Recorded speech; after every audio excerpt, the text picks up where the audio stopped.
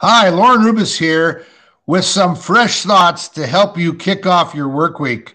In my last role, I had the privilege of leading a major initiative that was mostly a cultural initiative, but also was a very large technical initiative. It helped a company move completely from Microsoft communication and productivity tools to Google's G Suite. And we did it to cause a work renaissance to happen, to reimagine work. So you can just appreciate the monumental effort. And one day on July the 7th, 2017, we actually cut over the entire organization. So there was a lot of anxiety about it, and it underscored the incredible work that my team did. And I was so proud of them.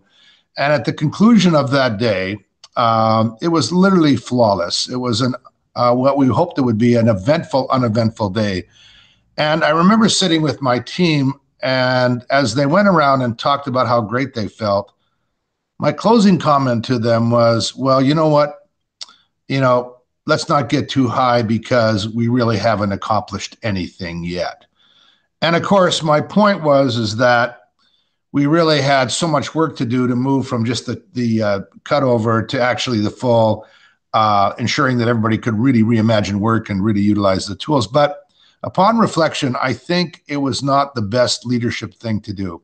So I'm going to quote something from Brene Brown in her great new book called Daring to Lead, and I'm going to read it for a minute or two, and then I'm going to challenge you about your week.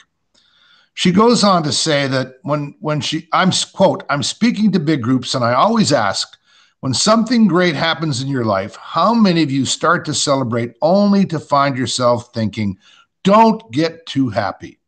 That's just inviting disaster. And when she does that, she claims that arms fly up, everybody in the room puts their hand up, and she goes on in her book to say, why do we insist on dress rehearsing tragedy in moments of deep joy? Because, and this really struck me, she says that joy is the most vulnerable emotion we feel. And she goes on to say that that's really saying something, given that she spends so much time studying fear and shame. And she notes that when we feel joy, it's a piece of incredible vulnerability, and we can't tolerate that level of vulnerability, that it actually becomes foreboding. Joy becomes foreboding. We immediately move to self-protection. And it's as if we grab vulnerability by the shoulders and say, you'll not catch me off guard. You will not sucker punch me again, and I will be prepared to be ready for you. She goes on in her book to say, at work, that foreboding joy shows up in more subtle and pernicious ways. It shows up by making us hesitant to celebrate victories for two primary reasons. The first is that we're afraid that if we celebrate with our team, or we have a moment where we just breathe, we're inviting disaster, or something will go wrong. You know what? That was me that day.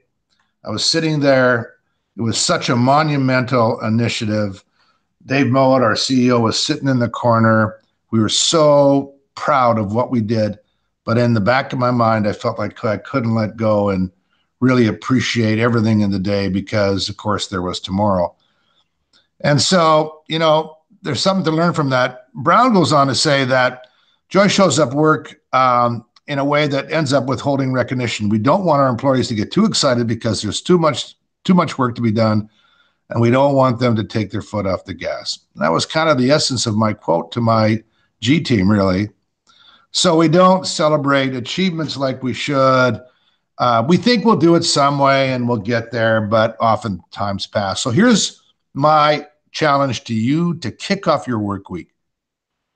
Really give yourself a sense of gratitude through the week. Take a moment every day to be grateful for something.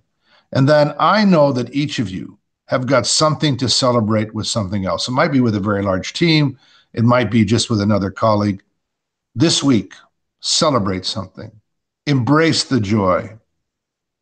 And I know we need to plan for risks, but walking around and expecting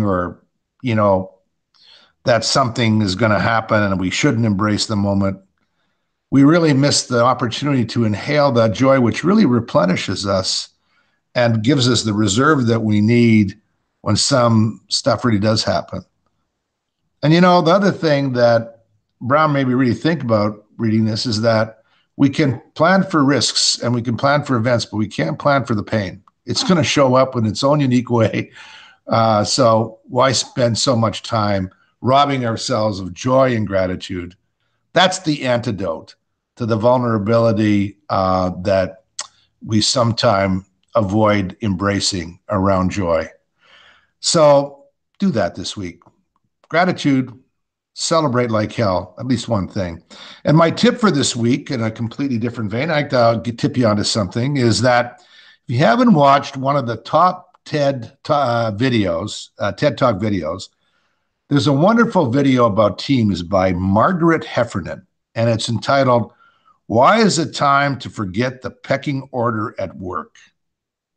And you're going to find out something about super chickens, and it's going to relate to your situation. So go find that video, Margaret Heffernan, "Why It's Time to Forget the Pecking Order at Work." Have a wonderful week, and I hope you'll join me again for fresh ideas and a tip next week as well. Bye for now.